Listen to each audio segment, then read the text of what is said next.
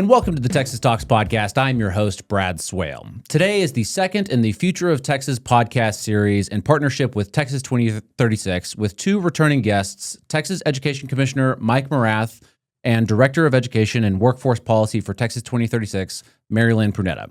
Both highly respected and perfect guests to discuss educating tomorrow's Texas from classrooms to careers. Commissioner Morath, Ms. Pruneda, how are y'all? Great to see you. Yeah. It's a pleasure to be here. Yeah, likewise. This is a lot of fun. I'm excited to do this with both of you. Yeah. So same. it's a little bit, I'm used to just sitting across the table from one person. Now I got two people. I feel like my job's going to be a little bit easier today. Maybe. So just to kind of kick it off, I think you both have been on the show. No big need for introduction or anything like that. But just to kind of kick it off, how excited are you about the future of Texas education? We'll start with you, Commissioner Morath. I'm really hopeful about the nature of the changes that we are supporting in our schools across the state. What we want is every child, 5.5 million souls in Texas public schools, to be supported to achieve their God-given potential. And this requires good instruction, good curriculum, and more of it. And what we see across the state are substantive upgrades in curricular rigor, kids reading great works of literature, doing advanced mathematics, learning our history, learning science, and increased levels of support for teachers so that we have the best skilled professionals in our classrooms.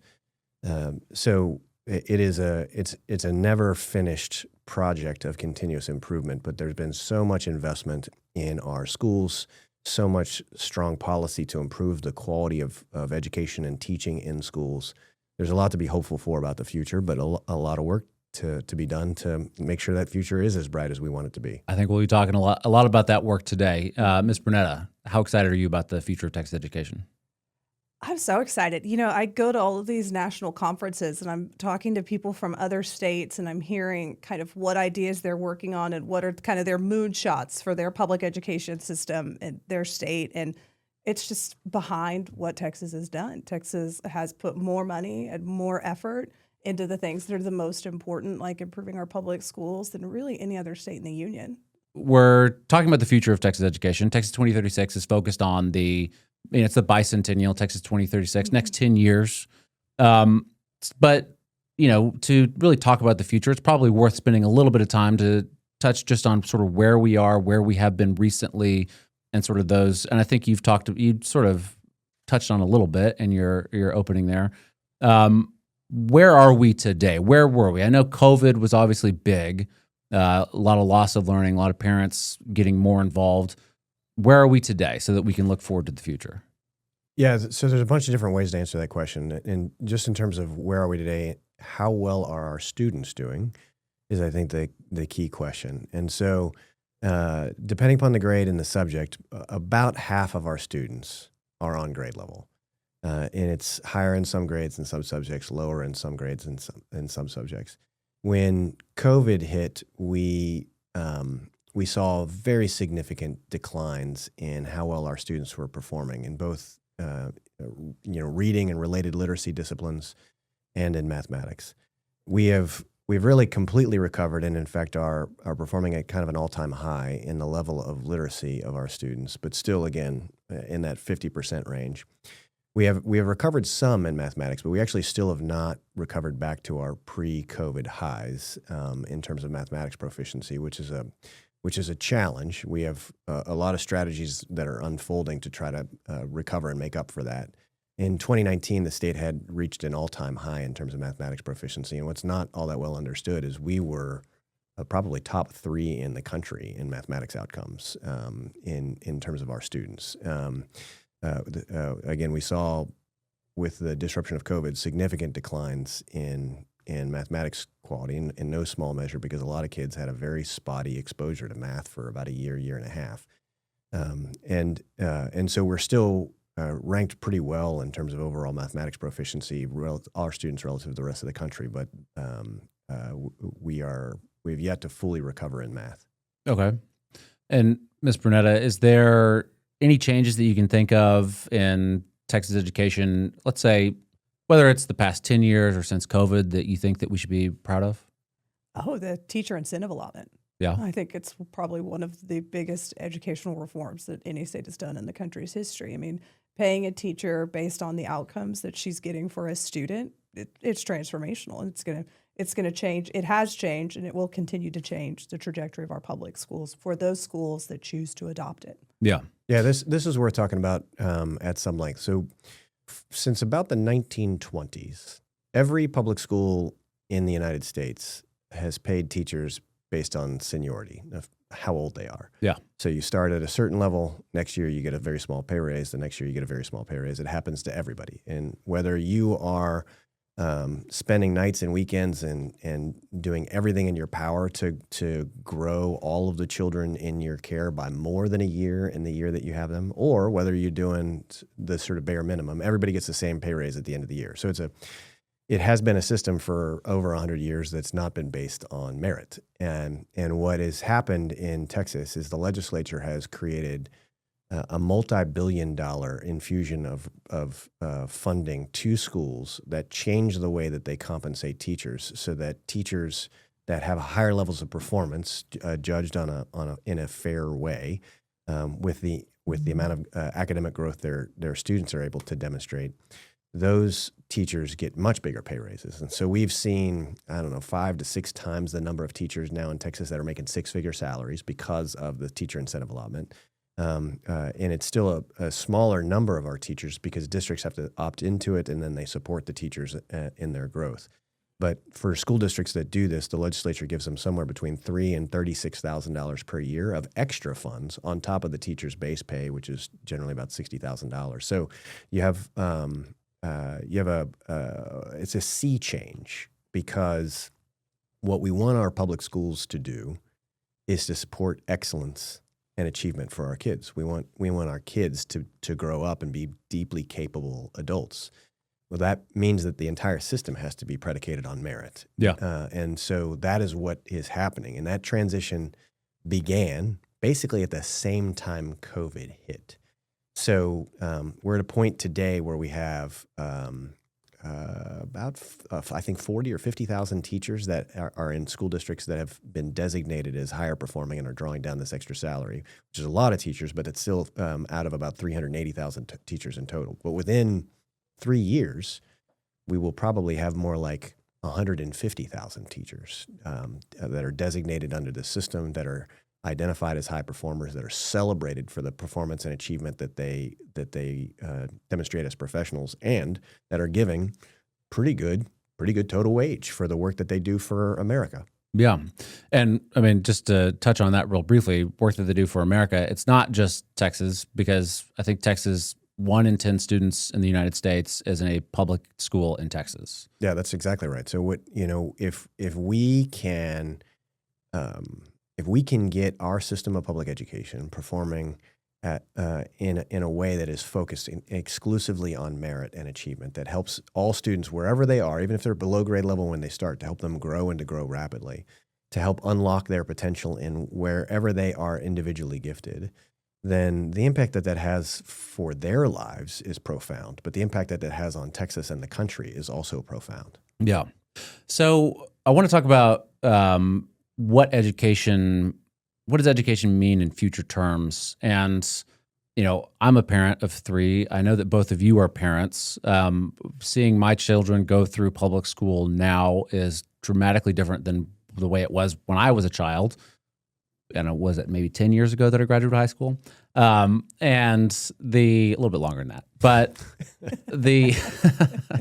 what does it mean in future terms? Like, obviously, there's simple differences that I could point out between my children and the way that I was raised. I mean, we had we were playing like pick art or whatever on one of the original, like the colorful Macs when I was in elementary school, and now they all have tablets. My kindergarten daughter has a tablet at school, and much to my chagrin, she gets to use it at school. But whatever, it's dramatically different. So, what is in future terms?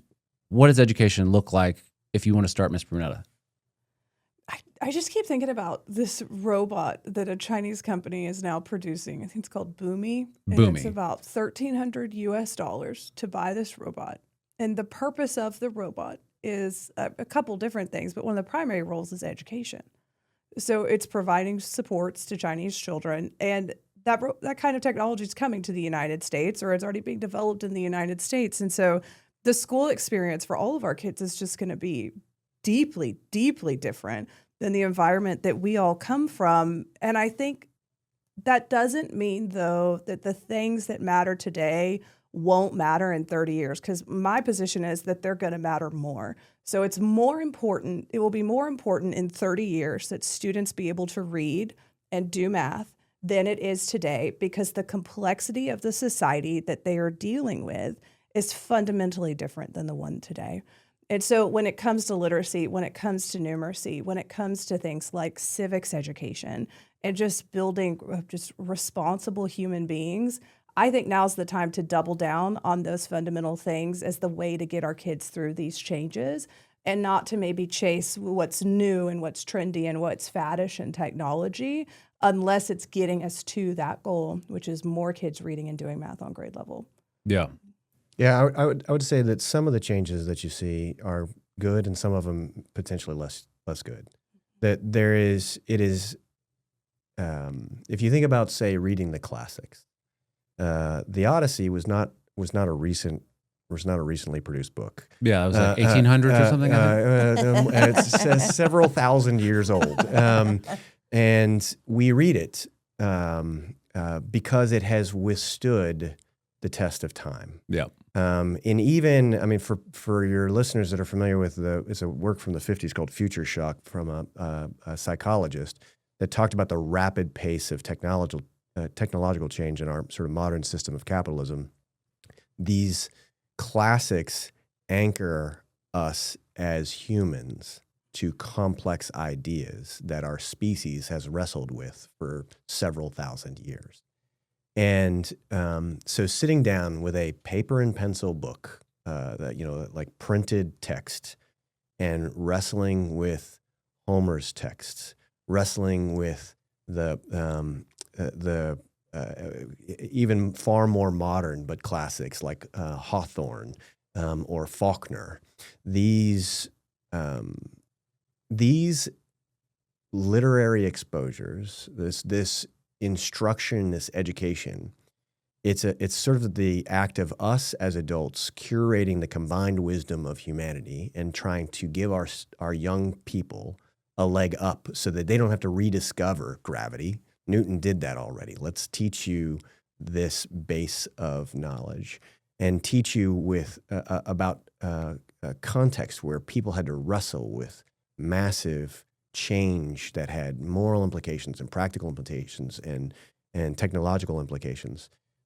Ensuring that our students are educated in that way is the best way to prepare them for a future that is dynamic, that requires them to think and wrestle with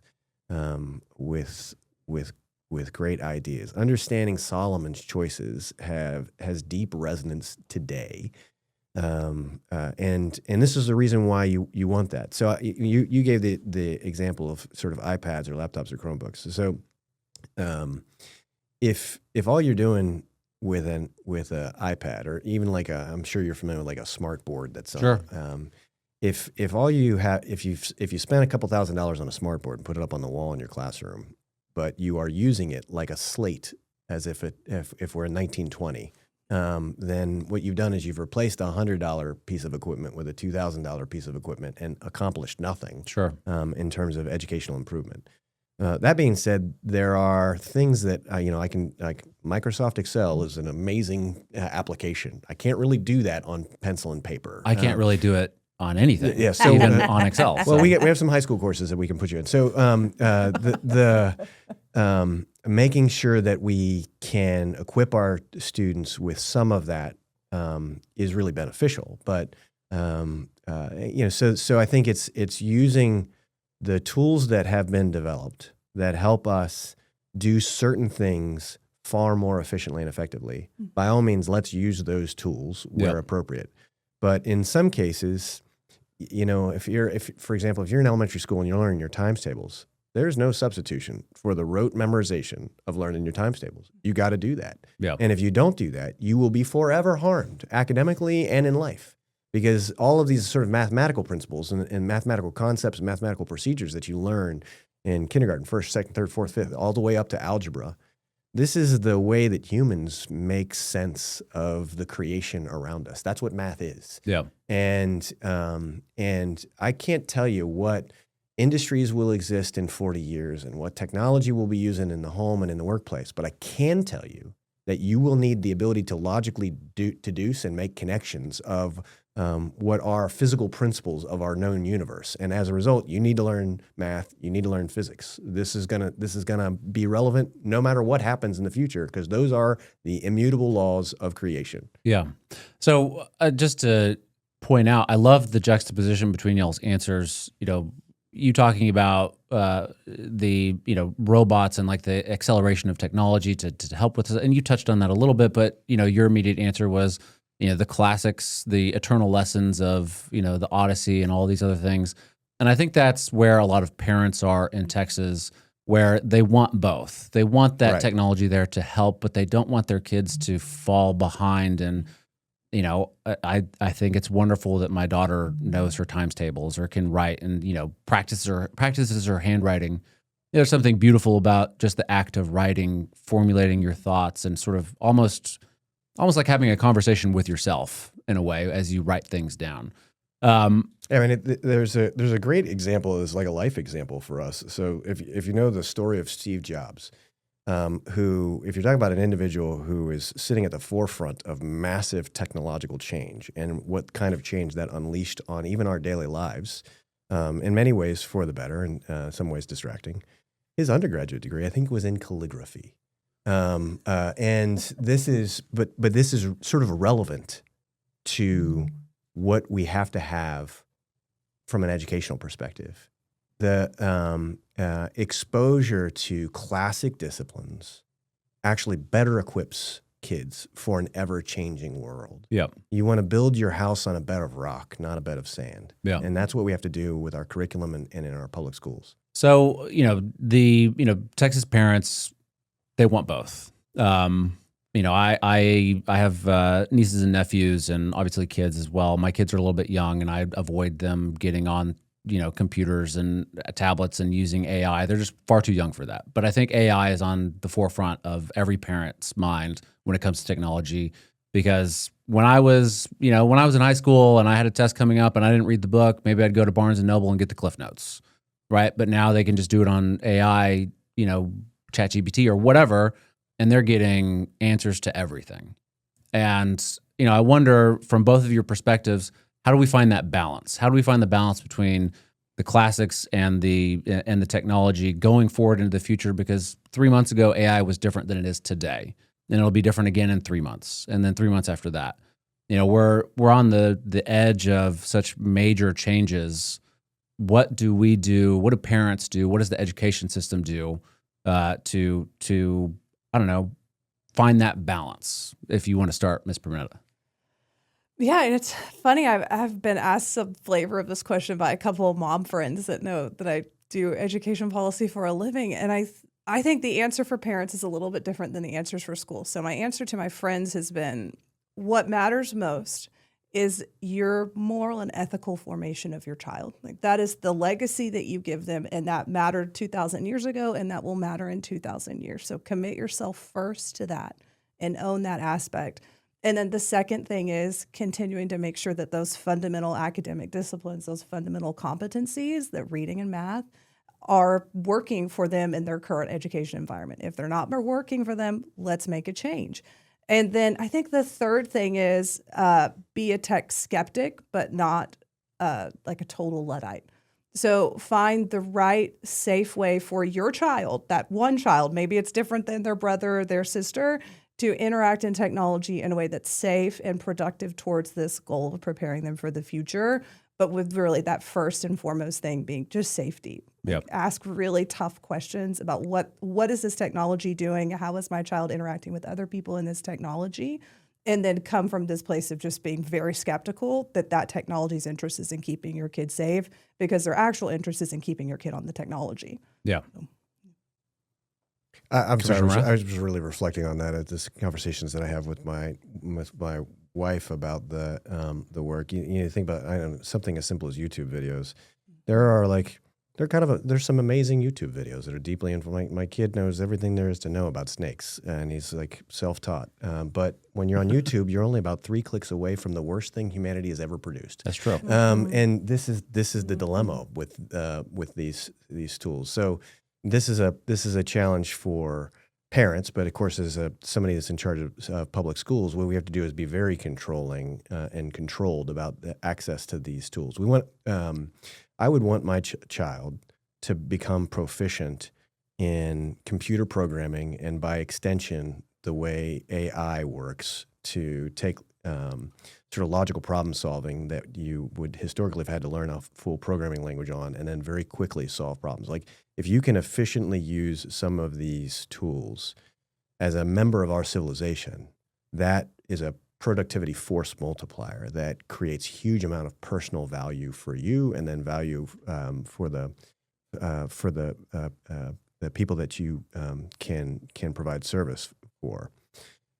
But before you get there, you do need to master some fundamental basics. You have to have enough knowledge, enough wisdom, enough discernment, because AI hallucinates pretty extensively and convincingly, and so you actually have to just be aware of the power of the tool. This is the reason why you generally don't put a 15-year-old behind the wheel of a 500 horsepower big block race car. Yeah. It is too powerful, and it is too easy for them to crash.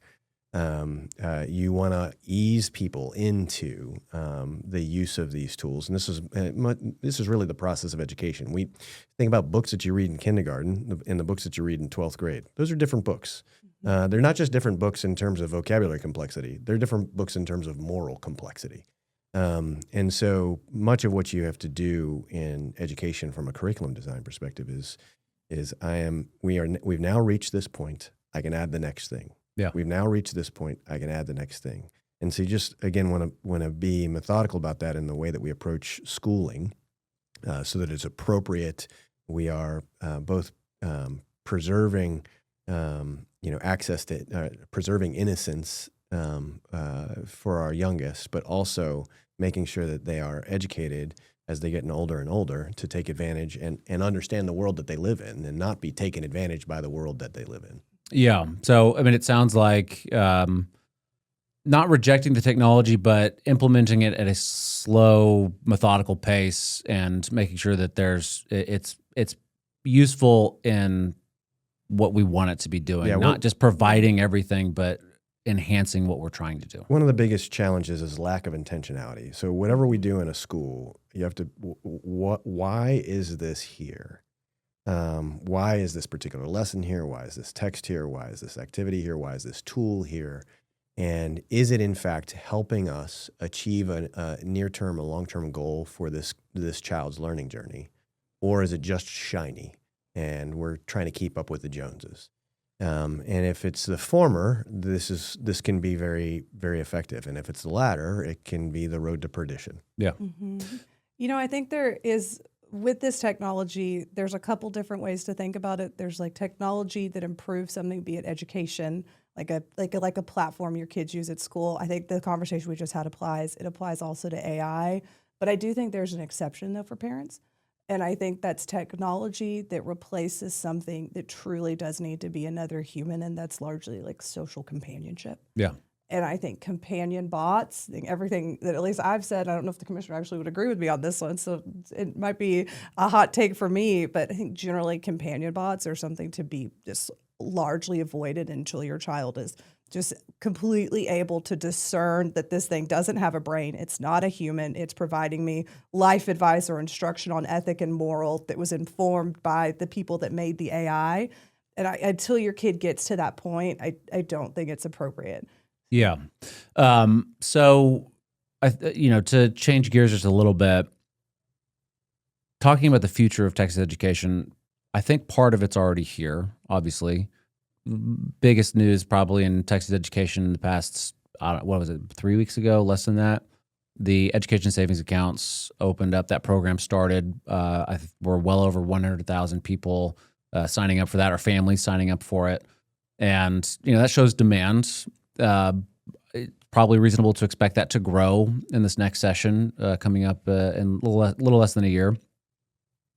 What does that look like in 10 years? Because as this demand grows, maybe private schools grow, maybe micro schools grow, maybe certain school districts grow. What does public education look like in 10 years with education savings accounts on the table now? I mean, I think what this all represents is a way to meet the needs of individual children in a distinct way that is best for the child as judged by the parents. So that we have a large number of public schools that even inside the system of public education, there's a diversity of sort of like curriculum models. You can think like I can find a Montessori, elementary school. I can find a dual language elementary school. I can find a more classically oriented elementary school. So there's some diversity of supply that's available to parents even today, but there's 5.5 million unique children, and even a child like at an A-rated campus, there's a child getting an F-rated experience. Yep. And so you want to make sure that you can ensure that every year, every day, every classroom, as it were, is the highest quality possible. And so with the advent of the ESA, you've got you'll see undoubtedly growth in, say, homeschool pods and the way that those come together to meet the specific needs of the families that have opted in. You have some specialized private schools out there, especially there's some private schools with focus on autism or specific learning disabilities, and we would expect those would grow in service of students who need them. Meanwhile, schools, like traditional public schools, charter schools, will also see this diversity of options and learn from them. Where we generally see the highest performance in our traditional public school system are the places where there's the most healthy spirit of what I would call co-opetition.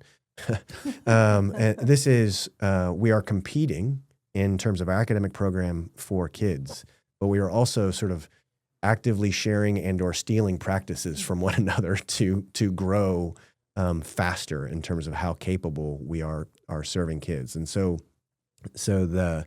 I think that those forces will become more pronounced, which means that the rate with which we improve sort of holistically will probably increase. But it will also be, many different options can sometimes,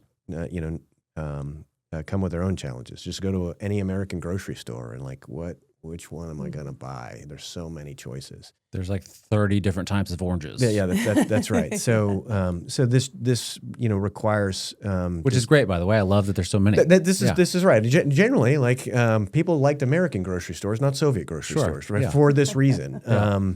But it does make shopping demanding as well. But this is as it should be. I'm a dad of 4. There's literally nothing more important than my 4 children and my wife. This includes my very important day job. Like, family comes first, and so you want to make sure that you're making the best decisions possible for your children, and you want to be as thoughtful as possible about it. We also, I think, we owe a duty to our parents to try to give them as much information about these choices as possible. So we have a website called texasschools.gov where you can go and you can browse all the schools in your area that are at least public schools in the area. And so similar kinds of supports exists for when checking out homeschool curriculum and homeschool pods. We have conferences, and there's private school associations and supports for parents there. Yeah. So, and I think that relates to ESA's accountability. A lot of parents, that's one of the reasons they want this. There's, they feel like they get that accountability. It gets put on them and they get to decide.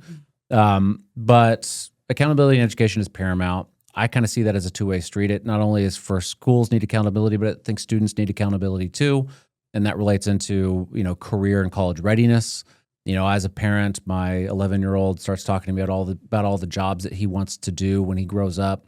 And, I don't have the heart to tell him like, well, it looks like AI might be taking that job. I don't know, but I'm happy. Like, let's, I don't tell him that. Like, let's dive in. Let's see how that works. There are still COBOL programmers out there, so like it might still be around. I'll make him focus on binary only. So, on this question about accountability, we can start with the schools. We have this A through F rating system. How can we manage that so that schools into the future for the next 10 years, and we'll start with Ms. Pruneda, into the next 10 years into the bicentennial, that we're utilizing this program to make sure that they are being held accountable on this A through F? How can it be managed and utilized to ensure growth in education in the future? Well, I think it is doing that currently. Yeah. So since the A through F system was put in place through the wisdom of the Texas legislature, we have seen fewer D and F rated schools consistently on a year-over-year basis. And so I think that gets to the importance, though, of saying, okay, well, if we have majority of districts are getting A's and B's, but we're still at only 50% of kids on grade level. Now the legislature has decided through recent legislation to increase the rigor of the system to where we're one of the top 5 states in the country on reading and mathematics. And so I think that is going to drive us into the future. So looking to the future of Texas education, going to 2036, next 10 years, accountability is going to be paramount. And I see that as 2 ways street: accountability for students, accountability for schools as well. We kind of already touched on the accountability for students, talking about AI and tablets and technology and robots and all sorts of different things. But when it comes to schools, we have this A through F rating program that's currently in place. And I'm wondering how that could be managed to utilize to ensure growth and accountability, ensure growth in Texas public education. If you want to start, Ms. Pruneda.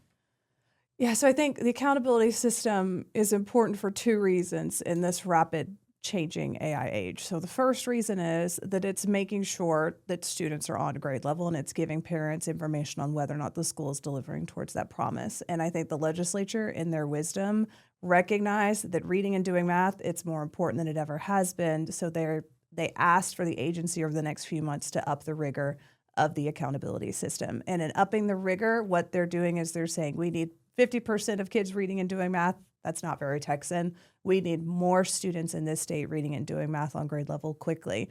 Second thing that the A through F system does is it stops systems that are not performing for students.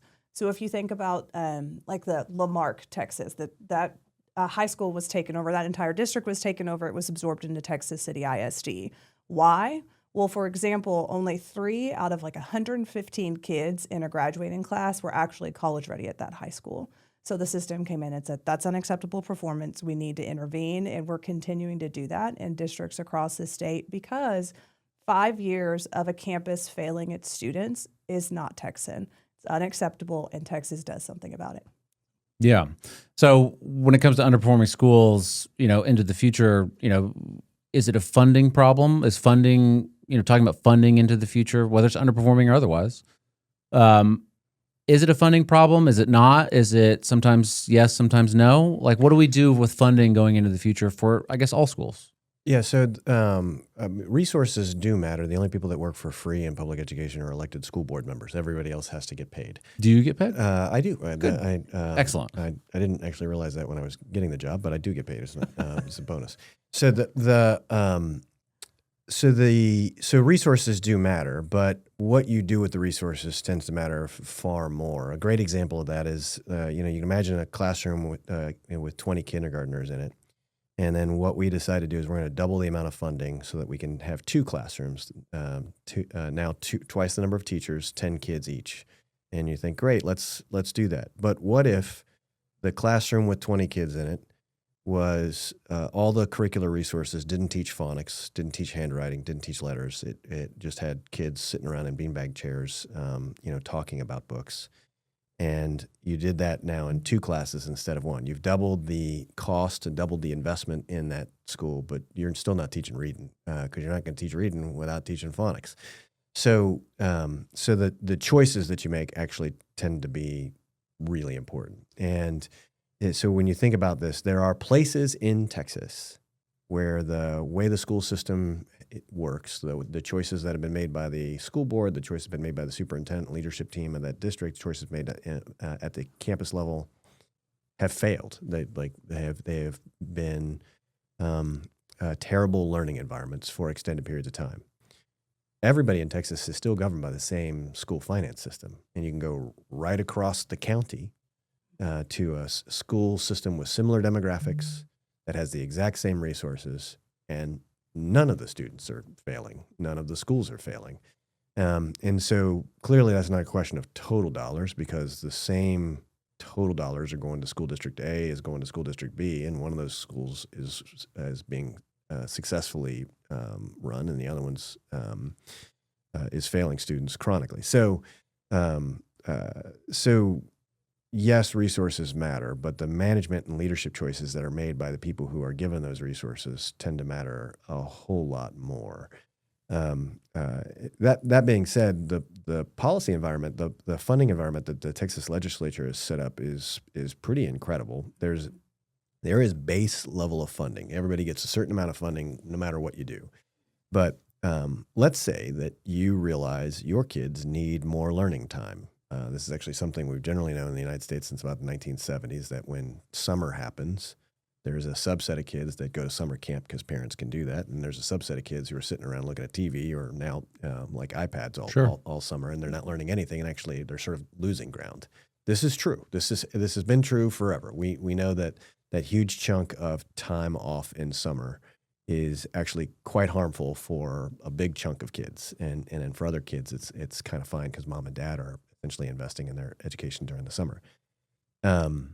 So let's say you're at the helm of a school system and you're like, I want to do something about this. I've got good curriculum. I've got good teaching. I want more of it. I want to have, instead of six weeks over the course of the school year, you're in school, so you're familiar with the sort of 6 weeks calendar. I want to do 6 weeks. Yeah. If you'd make that choice in Texas, the legislature gives you money. You don't have to ask anybody's permission. It's an entitlement. It's just, I've decided I'm going to expand learning time for my kids, and then you get a huge amount of extra money from the legislature to do this. We are, I think, the only state in the union where that is a true statement, where you don't have to have the old school agrarian calendar from 1890. If you wanted to, you can build a system that is much more 21st century. So, like, if I don't know that you would have cause to study schools in Japan or Korea or I lived in Japan, but or Singapore or Shanghai. Kids in those countries generally go to about 205 days of school a year. Yeah. Our kids in Texas, on average, go about 170 days a year. Yeah. So it is kind of hard to beat them in mathematics when their kids get about 2 extra years of schooling by the time they graduate their senior year compared to all of our kids in Texas. Yeah. So the legislature says, we're going to attack this problem. We want to make sure that our kids are not just best in the country, but best in the world. And so if a local school wants to make that choice, here's the money. Yeah. And so, again, this is a long answer to your question, but leadership matters more than everything else. And you have to make leadership decisions that are evidence-based, that are in the best interest of your kids, that serve your community well. And then you need resources to follow those leadership decisions. And the school finance system in Texas is designed to do exactly that. So as we come to the end of the conversation, I want to talk to just, really focus on the future. I know we've talked a lot about that. We've also talked sort of about the present and the way things are and sort of how that goes into the future. But in the case of Texas 2036, Ms. Pruneda, what is Texas 2036 watching most closely to know whether reforms are working? It's the fundamentals. Are more kids reading and doing math on grade level on a consistent year-over-year basis? And are more students ready for college and career, with a particular focus paid on career education? Because I think in so many ways, one of the best hedges that we can make as a state against this AI-dominated future is doing career education in our high schools to a level of excellence that no one else in the country is doing. Yeah. And Commissioner Morath, what are the big questions that will determine whether Texas gets it right by 2036? I mean, there's a lot of things that have to go right for schools to be excellent for all children, but I will say it starts with the talented people that work in public education. We have 800,000 total employees across our public schools. You have 9,000 principals, probably 16,000 assistant principals, 380,000 teachers. We need to recruit the best and brightest minds that love children to work in our classrooms, that know that content, that know what great history instruction in 6th grade looks like and what high expectations are. We need to, after we recruit the best and brightest minds, we need to support them, give them opportunities to grow professionally, and that's both in the skill levels of their craft and their compensation. We need to retain them, to keep them in the classroom. We want them to have a fulfilling, balanced lifestyle. We have so many teachers that work 70, 80 hours a week, so I'm grateful for it, but I'd like them to be able to do only 50. So we want to make sure that we give them a working environment that allows them to be productive, and then and is financially fulfilling for them and their families long term, given the benefit that they have had on the rest of our families. Yeah. So I would say that our investments in the teaching workforce, and then our investments in leadership, principals, superintendents, and the like, for sure has to bear fruit. And this is not just true, by the way, in public school. You're going to need great teachers in private school too. Sure. And so we need to make sure that we as a state are making substantive investments in our teaching core, so that we have, again, the best people in front of our kids every day that we can. Yeah. Well, I appreciate you both taking the time. Mary Lynn Pruneda with Texas 2036, Commissioner Mike Morath, thank you all so much. To wrap this up, as we close today's conversation, we're paying close attention to the signals that will translate to better future for our kids. That includes focus on early literacy and moving more students into advanced math in middle school. It also means implementing assessment systems that better focus on efforts on improving student outcomes. And we want to always make sure we're advancing opportunities for all of our school children, whether they're in inner city Houston or on the plains of Snyder. For Texas to succeed in 2036 and beyond, all of us need a fair shot at success. To learn more about how Texas 2036 is tracking progress and measuring outcomes across the state, visit texas2036.org. Next week, we continue the conversation and look at how Texas is preparing the workforce of the future. Thank you for listening to the Future of Texas podcast. Next week, tune in to learn more about Texas. Thank you all. Thank you.